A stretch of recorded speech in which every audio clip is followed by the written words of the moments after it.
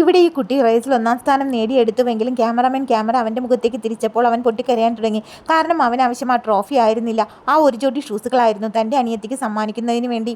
കഥ തുടങ്ങുന്നത് ഇവിടെ നിന്നാണ്. സ്കൂളിലേക്ക് പോകവേ അനിയത്തിയുടെ ഷൂസ് പൊട്ടിപ്പോയി. തൊട്ടടുത്ത കടയിൽ പോയി ശരിയാക്കിയെങ്കിലും മാർക്കറ്റിൽ കയറിയ സമയത്ത് അത് അഴുക്കവസ്തു എന്ന് പറഞ്ഞ് ആരോ എടുത്ത് വെസ്റ്റ് ബോക്സിൽ വെച്ചു. കുട്ടി അവിടെയൊക്കെ അന്വേഷിച്ചുവെങ്കിലും അവനത് കണ്ടെത്താൻ സാധിച്ചില്ല. വീട്ടിലെത്തിയ കുട്ടി സങ്കടത്തോടെ കാര്യങ്ങൾ അവതരിപ്പിച്ചു. അത് കേട്ട് അനിയത്തി കരയാൻ തുടങ്ങി. അച്ഛനും കുട്ടിയെ ഒരുപാട് വഴക്ക് പറഞ്ഞു. കാരണം കൊടിയ ദാരിദ്ര്യത്തിലാണ് അവർ കഴിയുന്നത്. ഇനിയൊരു ഷൂസ് വാങ്ങാനുള്ള സാമ്പത്തികം അവർക്കില്ല. അടുത്ത ദിവസവും കുട്ടി ആ കടയുടെ പരിസര പ്രദേശങ്ങളിലൊക്കെ പോയി ഷൂ അന്വേഷിച്ചുവെങ്കിലും അവിടെയൊന്നും അവന് കാണാൻ സാധിച്ചില്ല. അന്നേ ദിവസം രാത്രി അനിയത്തി അവനോട് ചോദിച്ചു, ചേട്ടാ ഞാൻ എങ്ങനെയാണ് സ്കൂളിൽ പോകുന്നത്?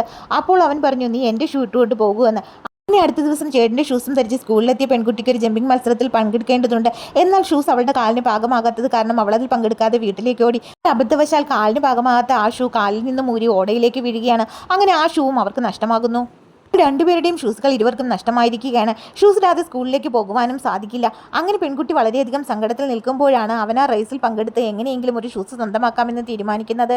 വളരെ കഴിവുള്ള മിടുക്കനായ കുട്ടിയായിരുന്നത് കൊണ്ട് തന്നെ അവൻ ആ റേസിൽ 1-ാം സ്ഥാനത്തെത്തി. എന്നാൽ അവൻ ആ ഷൂസ് സ്വന്തമാക്കാൻ സാധിച്ചില്ല.